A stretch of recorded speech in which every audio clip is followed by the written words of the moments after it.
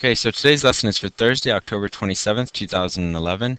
Today we're going to be conducting some independent vector practice. You'll also have some time to complete your vector lab from yesterday if you weren't able to finish all the vectors in class. You'll notice that I've given you each a ruler and a protractor that's 360 degrees, so this should be a little bit better than what we were using yesterday with the compass. You can use that protractor. Again, make sure that 0 degrees is facing north on your paper. So we're here on Thursday, October 27th. You'll click on the vector independent practice if you're doing this at home, and that will take you to this worksheet. The directions for this worksheet, you all got this as you walked in.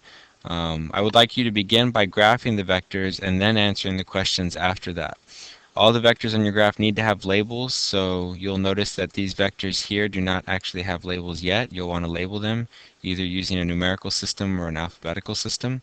That way when you graph them on your graph paper, you can label them on your graph, and I'll know which vector belongs to which vector here.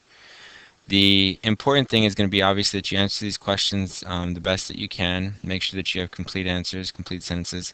On your graph, again, you'll want to make sure you pick an origin where the whole vector list will show. So depending on how the vectors show up, you may have to change that, but a good rule of thumb is to start in the center. You'll want to probably pick a scale that starts off pretty small initially just to make sure you don't run off the paper. So maybe like half a centimeter is equal to a meter might work. You might have to change that accordingly. You might have to change that to a quarter of a centimeter, or maybe every 3 millimeters equals a meter.